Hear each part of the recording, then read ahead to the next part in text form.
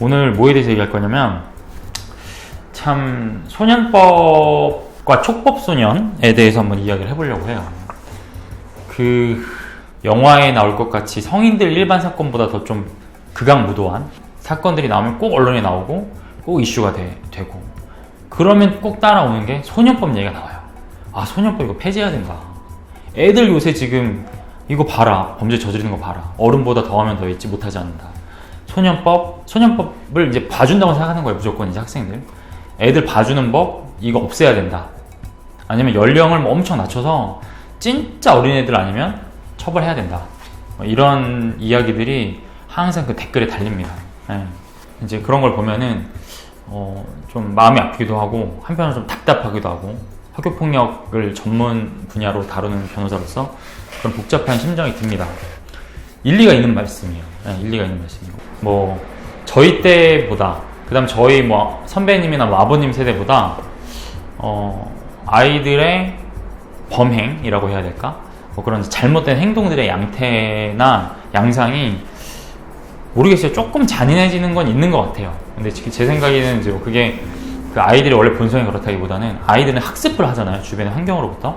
근데 보면은 예전에는 TV도 잘 못 봤고, 우리 아버지 세대 때는 TV도 잘 못 봤고 그랬는데 지금은 TV, 넷플릭스, SNS, 유튜브, 매체들이 엄청 많잖아요. 스마트폰이나 컴퓨터만 가지고. 그러니까 그 노출되는 환경 자체가 다르고 또 그걸 모방하게 되잖아요. 아이들은 많이. 그러니까 그런 것 때문에 조금 달라지는 양상은 있긴 있는 것 같아요. 그거는 저도 인정을 합니다. 근데 학교폭력 사건이라는 거는, 학교폭력이라는 거는 저희 때도 있었고, 저희 선배님 때도 있었고, 아버지 때도 있었고, 할아버지 때 무슨 소학교 막 이럴 때도 분명히 있었어요. 그게 없을 수가 없거든요. 왜냐하면 이게 사람과 사람과의 어찌든 모임이고, 아이들은 아무래도 성인보다는 아직까지 뭔가 좀 자아라든가 뭔가 좀 인격체로서 좀 아직까지는 조금 미숙한 상태죠. 뭐 어른들처럼 확실히 주관이 있는 것도 아니고 친구들에 따라 좀 휩쓸려 다닐 수도 있고 뭐 이렇기 때문에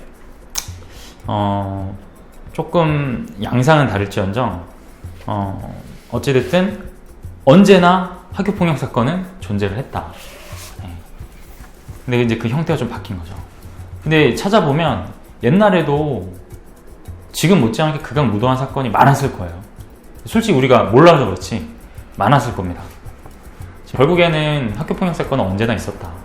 네, 근데 그 환경에 따라 조금 달라졌을 뿐이다. 이걸 말씀드리고, 그 소년법에 지금 대해서 폐지를 해야 된다라고 이야기 많이 나오고, 그다음에 연령을 좀 낮춰야 된다고 얘기를 하는데, 저는 개인적으로 소년법 폐지하는 건 반대입니다. 예. 욕을 먹을 수 있겠지만 제 개인적으로는 반대고, 왜 저는 반대하느냐, 소년법이 뭐냐면 일반 성인은 형법으로 처벌을 받잖아요, 잘못을 하면. 근데 소년법은 일반 형법이 적용되는 걸 배제하는 특별법이에요.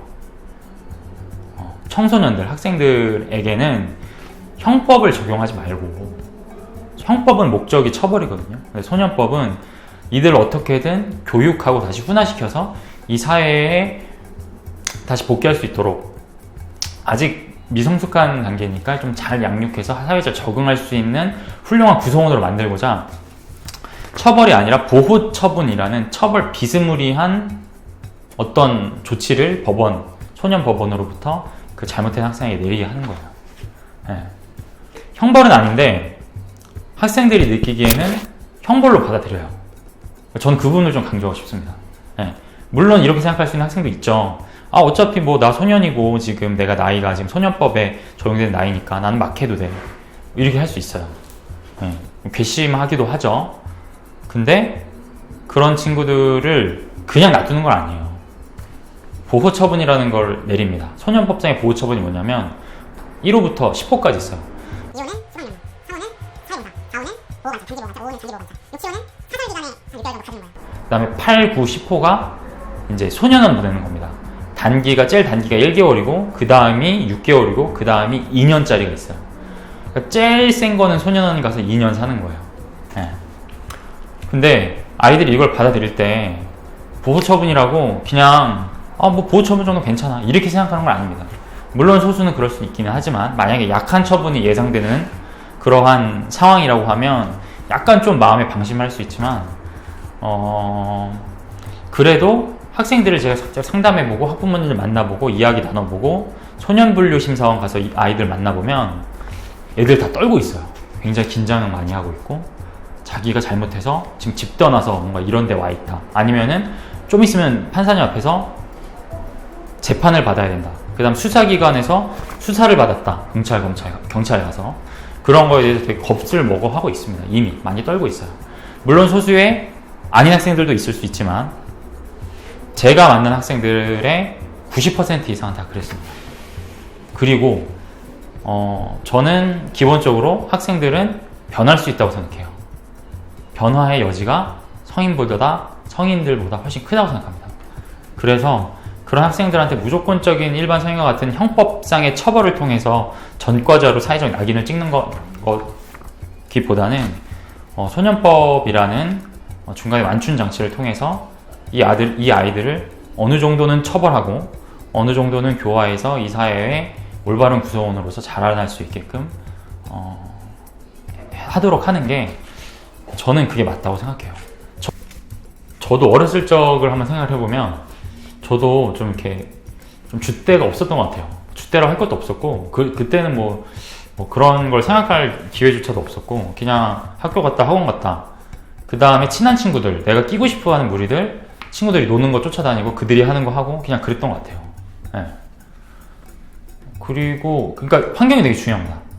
학생들은 환경이 되게 중요하고 저도 이제 뭔가 좀 문제가 있어서 대부분 저를 찾아오는 친구들이 문제가 있어서 뭔가 잘못을 해서 찾아온 친구들이죠. 그 친구들 만나보면 뭔가 환경적인 문제가 많아요. 가정 환경이 좀 불우한다든가 제대로 케어를 받지 못하는 그런 학생들이 많습니다.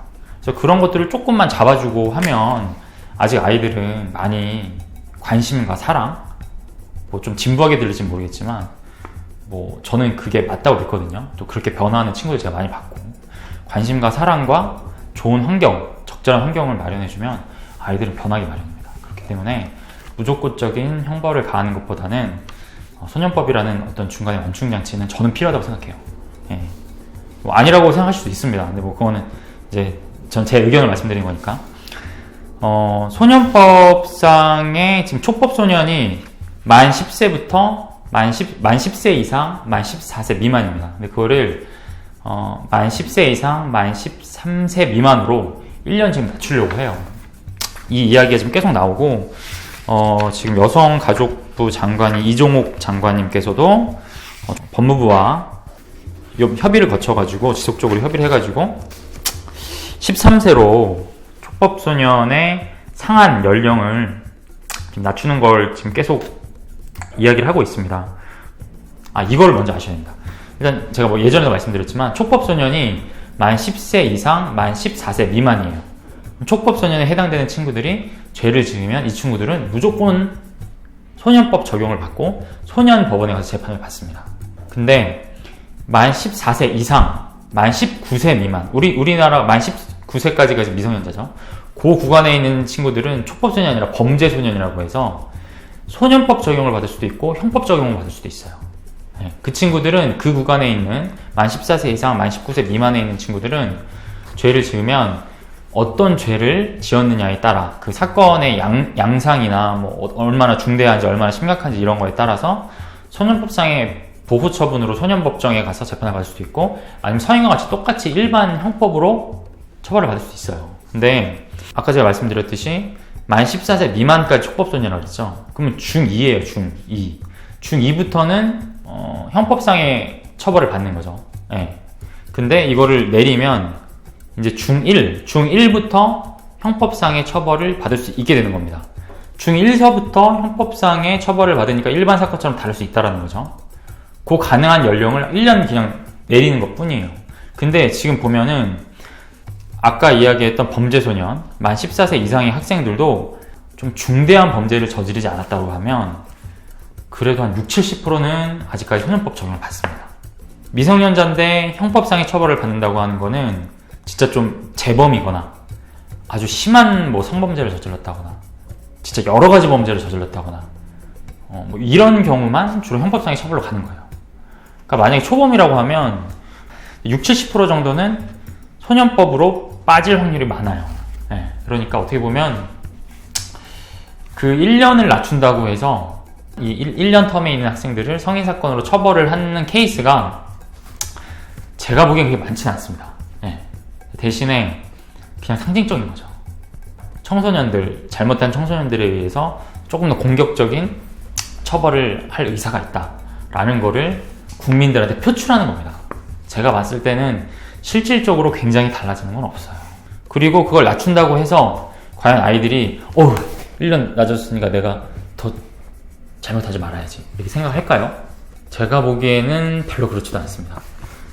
일반 형벌이 굉장히 좀 세게 형벌을 내린다고 하잖아요. 그러니까 만약에 이제 뭐 1년형을 10년형으로 때리고 아무튼 형벌을 좀 세게 때린다고 하면 그게 범죄 예방에 효과가 있을까? 라는 것과 관련해서 배우는데 그것도 별로 크게 범죄율의 증감에는 변동이 없습니다. 네. 그러니까 형사법적으로 처벌을 그렇게 세게 올리는데도 범죄 예방률이나 뭐 이런 거에 큰 변동이 없다고 하면 촉법소년 1년 낮추는 거에 그거 하나 가지고 뭔가 학생들이 겁을 먹고 더 범죄를 안 저지르고 뭐 이렇게 될까요? 저는 그건 상당히 좀 회의적이고 좀 비관적이거든요. 그냥 상징적인 것이지 실효성은 크게 없을 수 있다 라는 거를 좀 말씀을 드리고요. 제가 좀 연령 관련해서 청소년 관련해서 조금 정리를 했는데 상식적으로 좀 말씀을 드릴게요. 우리나라 형사 미성년자는 만 14세 미만입니다. 아까 그래서 제가 촉법소년 얘기할 때 만 10세 이상, 만 14세 미만이라고 했죠. 이 친구들이 형사 미성년자이기 때문에 이 친구들은 죄를 지면 무조건 소년법으로 빠지고 촉법소년으로서 이제 법원에서 소년 재판을 받는 거예요. 근데 만약에 촉법소년 연령을 13세로 낮추면 형사 미성년자도 형법도 개정이 돼야 될 겁니다. 형사 미성년자를 낮춰야 되겠죠. 만 14세에서 13세로. 그 다음에 우리 일반 민법상의 성년, 미성년을 나누는 거는 아까 얘기했지만 만 19세. 19세면은 만 19세가 되면 성년이고요. 만 19세 미만이면 미성년자입니다. 민법에서 미성년자는 혼자 뭔가 권리 의무를 만들 수 있는 행위를 할 수 없어요. 부모나 법정 대리인의 동의가 필요합니다. 그 다음에 아까 뭐 제가 얘기했지만 소년법에서 말하는 소년이라는 거는 만 19세 미만인 자를 말하고 촉법소년은 만 10세 이상, 만 14세 미만, 범죄소년은 만 14세 이상, 만 19세 미만 이렇게 정리하셔서 상식적으로 기억해 두시면 좋을 것 같습니다. 네, 오늘은 여기까지입니다.